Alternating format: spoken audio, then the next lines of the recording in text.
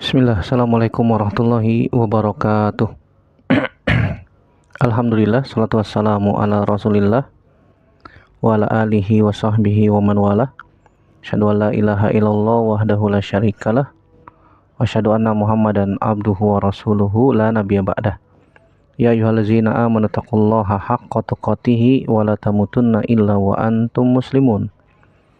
Amma ba'du, fa inna asdaqal hadithi kitabullah wa khairal hadi Muhammadin sallallahu alaihi wasallam, syarrul umuri muhdatsatuha wa kullu muhdatsatin bid'ah wa kullu bid'atin dhalalah wa kullu dhalalatin finnar.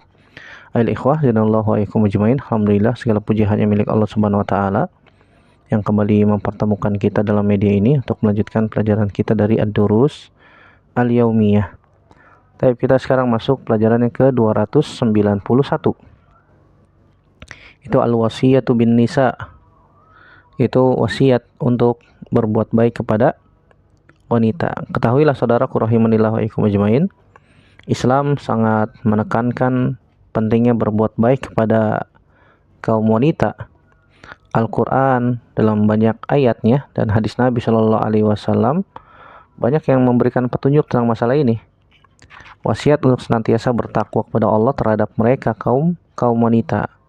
Karena wanita Allah Subhanahu wa taala berikan kekurangan dari segi akal, dari segi badan, jasad, pikiran, pendiriannya juga dan lain sebagainya. Ya, dibandingkan dengan kaum laki-laki yang Allah Subhanahu wa taala sebutkan ar-rijalu qawwamuna ala nisa bima faddalallahu ba'dahum ala ba'din. Dan laki-laki itu pemimpin, ar-rijal qawwamuna 'alan nisa, pemimpin bagi kaum wanita sebagaimana yang Allah Subhanahu wa taala berikan kelebihan dari kaum laki-laki dibandingkan dengan kaum wanita. Oleh karena itu, saudaraku rahimanillah wa iyyakum ajmain, ya, Nabi sallallahu alaihi wasallam mengatakan khairukum li ahlihi. Sebaik-baik kalian adalah orang yang paling baik kepada istrinya. Wana khairukum li ahli, dan aku adalah sebaik-baik sebaik-baik orang daripada kalian terhadap keluargaku, terhadap istriku, kata Nabi sallallahu alaihi wasallam, sebagaimana riwayat Imam Tirmizi, dan Imam Tirmizi mengatakan hadisnya hasan. Baik, pada kesempatan kali ini kita akan bahas tentang pembahasan kita, yaitu al-wasiyatu bin nisa. Apa yang dimaksud dengan wasiat, kemudian dalil dari Al-Quran dan hadis Nabi sallallahu alaihi wasallam, serta ada kriteria yang disebutkan oleh Nabi sallallahu alaihi wasallam tentang wanita yang paling baik, yaitu wanita yang solihah. Yang pertama tentang wasiat. Apa yang dimaksud dengan wasiat? Wasiat secara bahasa artinya menyampaikan atau memberikan pesan, itu namanya wasiat. Adapun dalam istilah hukum, wasiat artinya harta yang diberikan oleh pemilik kepada orang lain setelah meninggal dunia. Misalnya kita menuliskan wasiat ya untuk memberikan harta kepada orang lain selain ahli waris. Ya, ahli waris tidak boleh mendapatkan harta wasiat. Kemudian setelah meninggal baru diberikan harta tersebut. Ini secara istilah. Adapun yang dimaksud dengan wasiat pada pembahasan kita kali ini adalah artinya berbuat baik kepada mereka. Al-wasiyatu bin nisa, berbuat baik kepada wanita, bertakwa kepada Allah karena mereka adalah kaum yang lemah, sebagaimana disebutkan oleh Syekh Muhammad bin Shalih Al-Utsaimin rahimahullah taala dalam Riyadhus Shalihin, dalam syarah Riyadhus Shalihin jilid 3 halaman 114. Kemudian kita akan sebutkan dua ayat dari Al-Quran. Yang pertama dalam surat An-Nisa, surat yang keempat ayat 19, dan yang kedua dari surat An-Nisa juga di ayat yang ke-129. Yang pertama dalam surat An-Nisa ayat 100 dari surat An-Nisa ayat 19, Allah Subhanahu wa taala berfirman, ya ayyuhalladzina amanu la yahillu lakum an tarithun nisaa karha wala ta'duluhunna litadhhabu bi ba'di ma ataitumuhunna illa ayatina bifahishatim mubayyinah wa ashiruhunna bil ma'ruf fa in karihtumuhunna fa'asa an takrahu syai'an wa yaj'alallahu fihi khairan katsira. Kata Allah Subhanahu wa taala, ya ayyuhallazina amanu, wahai orang-orang yang beriman, la yahillu lakum, tidak boleh, tidak halal bagi kalian, antarisun nisaa karha, tidak boleh bagi kalian mewarisi wanita dengan cara paksa, wala ta'duluhunna, dan tidak boleh menyusahkan mereka, litadhhabu bi ba'di ma ataitumuhunna, ya, tidak boleh memberatkan mereka, menyusahkan mereka untuk mengambil sebagian dari apa yang kamu berikan kepada mereka. Ya, kalau sudah dikasih, ya jangan diambil lagi. Illa ayatina bifahishatim mubayyinah, kecuali jika mereka melakukan perbuatan yang keji terang-terangan. Wa ashiruhunna bil ma'ruf. Ini dia syahid yang kita bahas di sini. Wa ashiruhunna bil ma'ruf, dan pergaulilah mereka dengan cara yang baik. Fa in karihtumuhunna, jika kamu tidak menyukai mereka dari beberapa tabiat yang ada pada mereka, fa'asa an takrahu syai'a wa yaj'alallahu fihi khairan katsira. Maka jika kamu tidak menyukai ada sebagian tabiat mereka, maka sabar. Bisa jadi ya, jika kamu tidak menyukai sebagian dari perangai mereka, padahal Allah menjadikan padanya kebaikan yang banyak. Allah menjadikan kebaikan yang banyak, ya. Kalau ada satu perangai yang tidak kita sukai, ada perangai yang lain yang kita sukai ada pada mereka. Ini dalam surat An-Nisa ayat 19. Ya, dari sini kita bisa ambil faedah yang pertama, tentu saja ya, larangan memaksa wanita dalam masalah warisan ataupun perkawinan. Ya, apalagi mereka misalnya perawan. Ya, kita tanya, mau nggak? Ya, jangan dipaksa kepada anak kita yang wanita misalnya. Ya, tidak boleh memaksa anak wanita misalnya, atau seorang wanita yang masih perawan untuk menikah, karena yang melamar datangnya orang kaya misalnya, atau orang yang memiliki kedudukan, tapi anaknya nggak mau, jadi paksa. Jangan dipaksa. Begitu juga Islam melarang, menegaskan bahwasanya tidak boleh menindas atau memperlakukan mereka dengan cara yang tidak baik. Yang kedua, tentu saja dalam ayat ini mengandung pelajaran pentingnya memperlakukan mereka dengan cara yang baik dalam rumah tangga. Allah Subhanahu wa taala memerintahkan agar suami bergaul dengan istri secara baik. Wa ashiruhunna bil ma'ruf. Ini maksud dengan muasyarah. Ya, di sini disebutkan oleh Syekh Muhammad bin Shalih Al-Utsaimin dalam Syarah Riyadhus Shalihin, maknaha al-musahabah wal muamalah fayu'amiluhal insanu bil ma'ruf wa yusahibuha kadzalik. Ya, ini maksud dengan muasyarah wa ashiruhunna bil ma'ruf. Kata para ulama di antara Syekh Muhammad bin Shalih Al-Utsaimin rahimahullahu taala, yaitu al-musahabah wal muamalah, itu bergaul dan bermuamalah dengan cara yang ma'ruf, yang baik. Dan ma'ruf itu maknanya ma'arafahu syar'u wa qarrahu wa tarada bihil urfu wal ibratu bima aqarrahu asyar'u. Yang dianggap baik oleh syariat itu namanya al-ma'ruf. Itu namanya al-ma'ruf, yang ditetapkan oleh syariat. Jadi yang jadi patokan adalah syariat, bukan hawa nafsu, bukan menurut kita gitu ya. Jadi kita bermuamalah dan bergaul dengan istri dengan cara yang baik, dengan penuh kesabaran, meskipun terkadang ya ada yang tidak kita sukai pada mereka. Hal ini menunjukkan pentingnya menjaga hubungan yang harmonis, penuh dengan kasih sayang dalam berkeluarga dengan istri ya.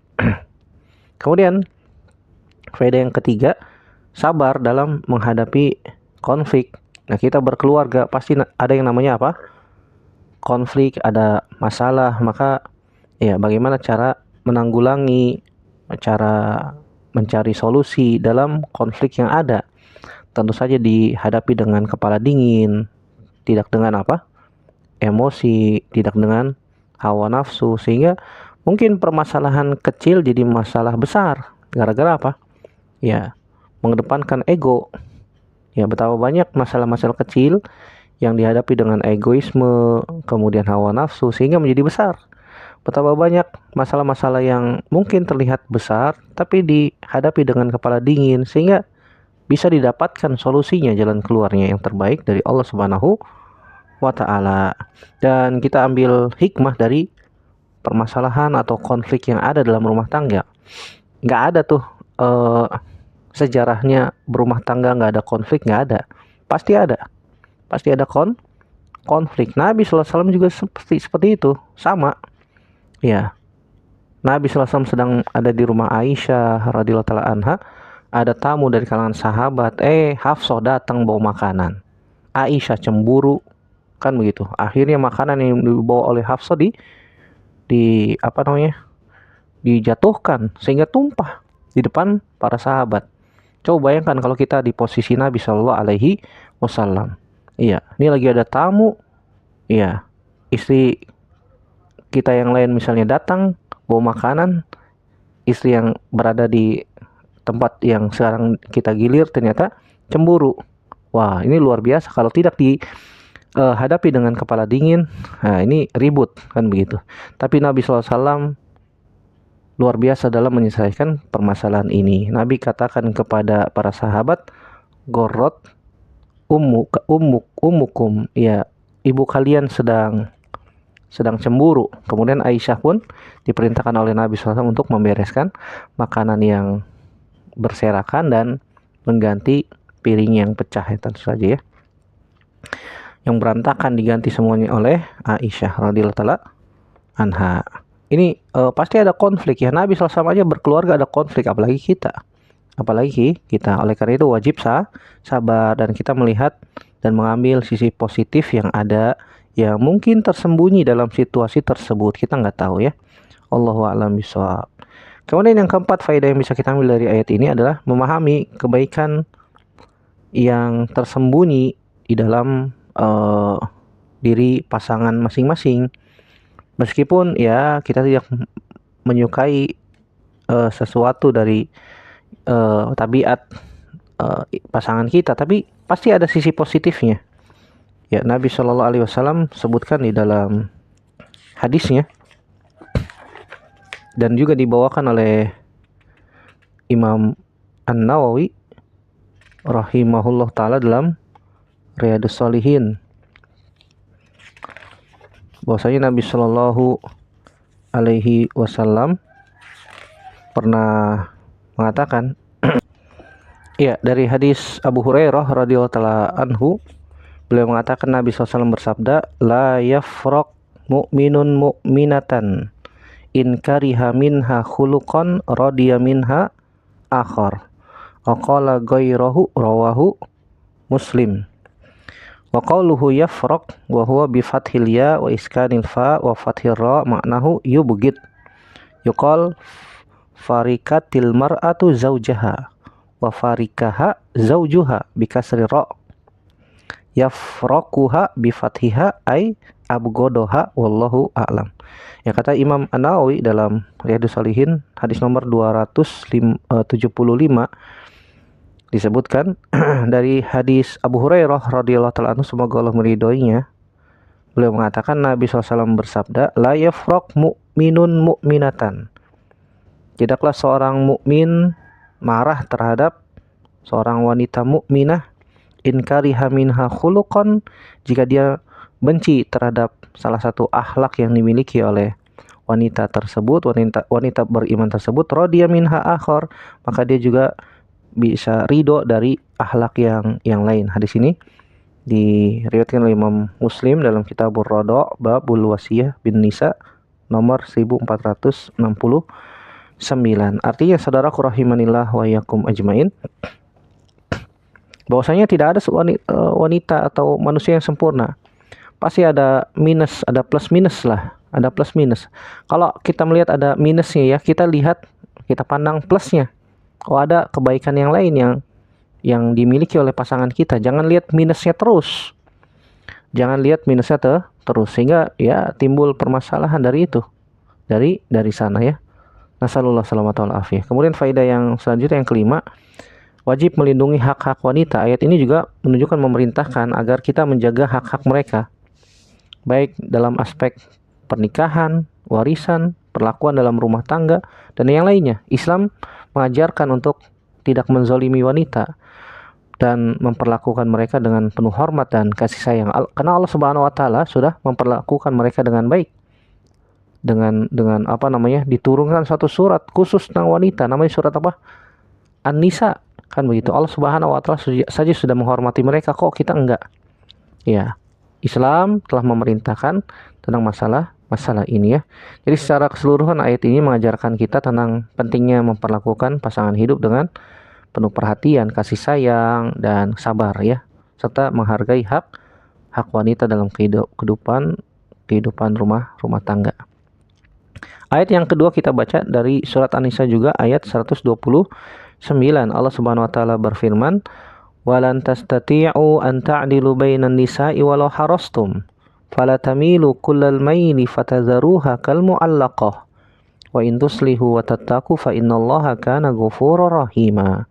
Kata Allah Subhanahu wa taala, kalian tidak akan sanggup sekali-kali untuk berlaku adil di antara istri-istri kalian walaupun kalian sudah berusaha. Walaupun kalian sudah sangat ingin melakukan adil dalam masalah ini. Fala tamilu kullal maili fatadharuha kal mu'allaqah. Oleh karena itu, ya, janganlah kalian terlalu cenderung kepada salah satu istri yang kalian miliki saja sehingga yang lain dibiarkan terkatung-katung, al-mu'allaqah, terkatung-katung, tidak dikunjungi, tidak dijenguk, dan seterusnya. Wa in tuslihu wa tattaqu fa innallaha kana ghafurur rahima. Jika kalian tuslihu, melakukan perbaikan, wa tattaqu, dan kalian berusaha memelihara diri dari sifat curang, bertakwa kepada Allah, maka Allah Maha Pengampun dan Allah Maha Penyayang. Ya, di sini Allah Subhanahu wa taala katakan walan tastati'u. Tentu saja ini untuk orang-orang yang punya istri lebih dari satu. Kalian tidak akan sanggup, tidak akan mampu untuk berlaku adil kepada istri-istri kalian, An-Nisa. Bagi yang punya istri lebih dari satu, yang namanya hati itu tidak bisa dibohongi. Ya, nggak mampu, nggak bisa kita berlaku adil dalam masalah hati ya. Tapi kalau dalam masalah jasad mungkin bisa. Sebagaimana dijelaskan juga oleh Syekh Muhammad bin Shalih Al-Utsaimin dalam Syarah Riyadhus Shalihin. Bahwasanya kalau masalah hati nggak bisa dibohongin. Pasti ada kecenderungan di salah satu yang kita miliki, misalnya istri kita lebih dari satu, pasti ada. Adapun masalah jasad, badan dalam menggilir istri-istri yang dimiliki, maka mungkin. Tapi kalau masalah hati tidak bisa dibohongi. Ya, faedah dari ayat ini kita bisa ambil yang pertama, keterbatasan kemampuan manusia dalam adil. Sebagaimana tadi sudah kita sebutkan.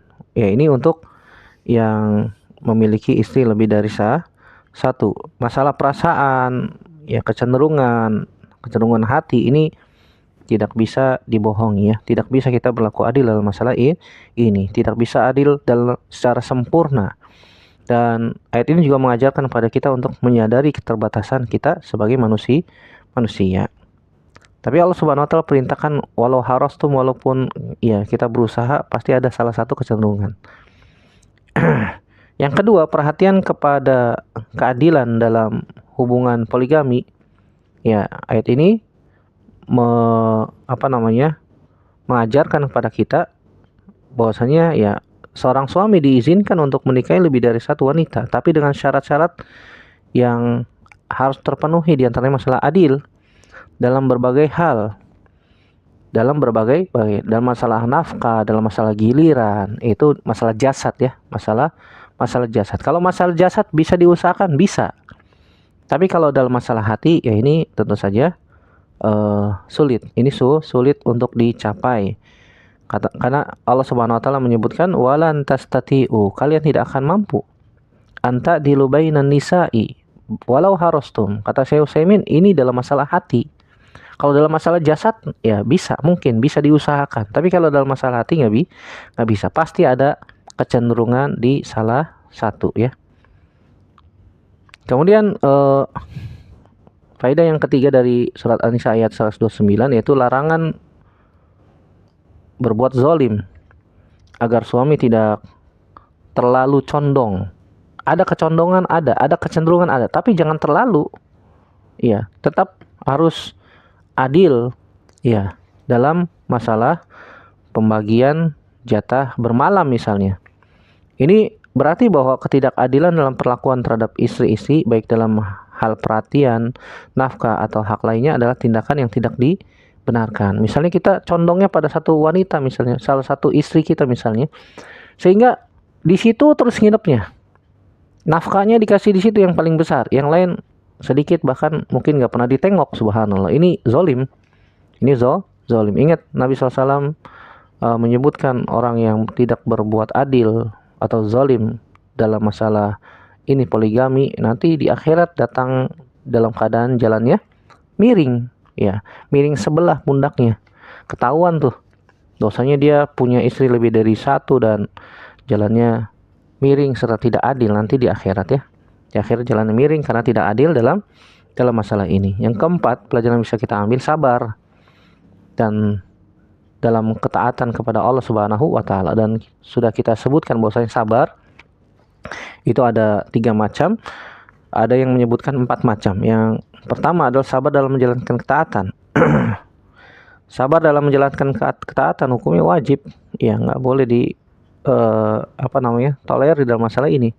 Salat subuh misalnya, kita lagi tidur enak, azan berkumandang ya, sabar, bangun dan laksanakan salat subuh berjamaah. Yang kedua, sabar dalam meninggalkan maksiat. Ya, meninggalkan maksiat juga perlu sabar. Karena Allah Subhanahu wa taala menyiapkan pahala yang besar untuk orang-orang yang sabar. Innama yuwaffas sabiruna ajrahum bighairi hisab. Yang ketiga, sabar dalam menghadapi musibah. Yang keempat, sabar ketika pertama kali mendapatkan musibah. Kata para ulama, sabar yang keempat ini sebenarnya sama dengan sabar yang ketiga, tapi dikategorikan secara khusus karena banyak orang yang tidak sabar ketika awal pertama kali mendapatkan musibah. Iya, innama sabru inda sodamatil ula, kata Nabi Shallallahu Alaihi Wasallam. Iya.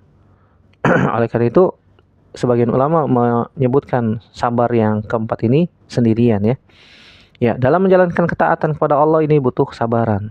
Meskipun ya keadilan dalam perasaan sulit dicapai, tapi ayat ini mengajarkan bahwa kita harus tetap berusaha walau harostum, mengajarkan bahwa kita harus berusaha sebaik mungkin. Jika kita tidak bisa berlaku adil secara sempurna, ya kita harus tetap bertindak dengan niat baik dan mengandalkan ya Allah Subhanahu wa taala Maha Pengampun serta Maha Penyayang. Allahu a'lam bishawab. Ayat ini secara keseluruhan mengajarkan kepada kita tentang pentingnya adil dalam hubungan berumah tangga, berkeluarga, terutama dalam pernikahan poligami. Sekaligus mengingatkan kita bahwa meskipun kita tidak bisa mencapai keadilan sempurna, kita tetap harus berusaha dengan sungguh-sungguh sambil minta ampunan dan kasih sayang dari Allah Subhanahu wa ta'ala. Allahu a'lam bishawab. Kemudian dari hadis Nabi SAW kita baca satu hadis saja. Itu hadis Abu Hurairah, semoga Allah meridhoinya. Nabi SAW bersabda, "Istausu bin nisa'i khairan fa innahunna khuliqna min dila' wa inna a'wajama fi ad-dila a'lahu fa in zahabta tukimuhu kasartahu wa in taraktahu lam yazal a'waja fastausu bin nisa bihinna khairan." Muttafaqun alaihi. Wa fi riwayatin li Muslim wa kasruha talaquha. Kata Nabi Shallallahu Alaihi Wasallam dari hadis Abu Hurairah, Abdurrahman bin Sakhar ad-Dawsi al-Yamani, semoga Allah meridhoinya, Nabi Sallallahu Alaihi Wasallam bersabda, "Istausu bin nisa'i khairan, perlakukanlah wanita dengan baik. Fa innahunna khuliqna min dila', karena mereka diciptakan dari tulang rusuk. Wa inna a'waja ma fid dila a'lahu, dan bagian yang paling bengkok dari tulang rusuk adalah yang paling atas. Fa in zahabta tuqimuhu kasartahu, jika engkau berusaha untuk meluruskannya maka engkau akan mematahkannya. Wa in taraktahu lam yazal a'waja, tapi jika kamu biarkan maka dia akan tetap bengkok. Fastausu bin nisa'i bihinna khairan, maka perlakukanlah wanita dengan cara yang baik. Di sini riwayat Imam Bukhari dan Imam Muslim. Imam Bukhari meriwayatkan dalam Sahih Bukhari dalam kitab Ahaditsul Anbiya hadis nomor 3331, dan juga dalam Kitabun Nikah hadis nomor 5184. Dan dalam riwayat Imam Muslim ada tambahan lafaz wa kasruha talaquha, dan mematahkannya adalah dengan mentalaknya. Ini riwayat Imam Muslim dalam Kitab Ar-Radha hadis nomor 1468. Ya, di sini Nabi SAW menyebutkan agar kita berlaku baik kepada wanita, karena mereka diciptakan dari apa? Tulang rusuk. Tulang rusuk laki-laki, yang tulang rusuk itu bengkok, dan yang paling bengkok itu yang paling atas, kata Nabi SAW. Wa inna a'waja ma fid dila a'lahu. Iya, dan tulang rusuk yang paling bengkok itu yang paling atas. Jadi wanita itu diciptakan dari tulang rusuk laki-laki yang paling atas dan yang paling bengkok. Kalau kita berusaha untuk meluruskan tulang tersebut, patah. Ya, dia jadi patah. Kalau kita biarkan, ya dia akan tetap bengkok. Yang begitu, maka Nabi katakan fastausu bin nisa'i khairan. Maka berwasiatlah, berlakukanlah wanita dengan cara yang baik. Baik. Faedah dari hadis ini yang pertama, tentu saja keutamaan berbuat baik kepada wanita. Nabi SAW mengajarkan, memerintahkan, menekankan agar kita berbuat baik kepada wanita dengan menggunakan kalimat istausu, yang artinya berwasiatlah atau berpesanlah dengan baik. Ini menunjukkan pentingnya memperlakukan wanita dengan kasih sayang, dihormati, dan perhatian. Yang kedua, wanita diciptakan dengan banyak kekurangan dan perbedaan. Ya, hadis ini menyebutkan tentang bahwasanya wanita diciptakan dari tulang rusuk yang paling bengkok, yang paling atas. Ini mengingatkan kita bahwa wanita itu memiliki karakter dan sifat tertentu yang berbeda dengan wanita. Ya, dan kita harus memahami serta menghargai perbedaan tersebut. Perbedaan itu bukan kekurangan ya, melainkan sebuah fitrah yang perlu diterima dan dihormati. Ya, wanita memiliki emosi yang tidak stabil. Ya, apalagi kalau sedang haid, itu luar biasa, tidak stabil. Disentuh dikit bisa apa namanya? bisa tersinggung dan seterusnya. Maka kita hormati perbedaan ini. Kemudian yang ketiga, sabar dalam menghadapi perbedaan. Karena Nabi SAW mengatakan bagian yang paling bengkok adalah yang paling atas. Fa inna a'waja ma fi ad-dila a'lahu. Kata Nabi SAW, inna a'waja ma fi ad-dila a'lahu. Tulang rusuk yang paling bengkok adalah yang paling atas.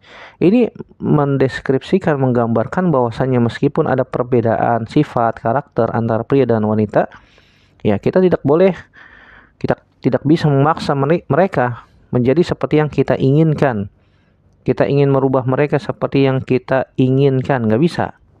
Ya, ingin merubahnya 100% dengan harapan kita, dengan memaksanya, dengan merubahnya, bahkan mungkin menggunakan kekerasan mungkin, maka ini tidak bisa. Nabi SAW sebutkan, wa in fa in zahabta tuqimuhu kasartahu. Kalau engkau paksa dia, maka dia akan patah. Kamu paksa untuk diluruskan, maka dia akan patah. Nah, kalau dibiarkan, ya wa in taraktahu lam yazal a'waj. Kalau engkau biarkan dia akan tetap bengkok seperti itu.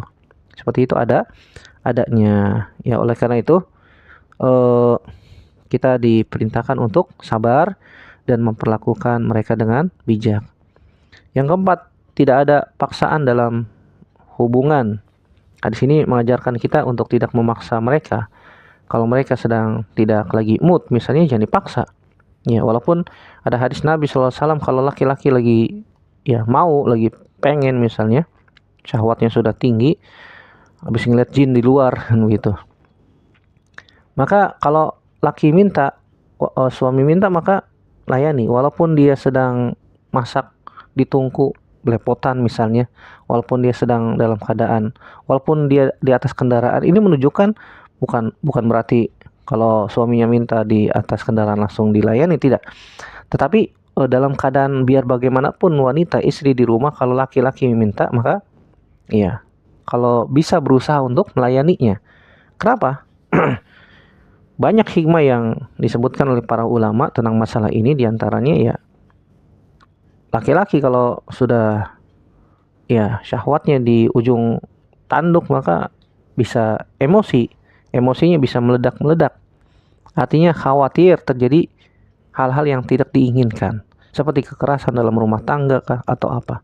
Kalau lagi haid gimana Ustaz? Kalau lagi haid ya tidak boleh hubungan badan di kemaluan.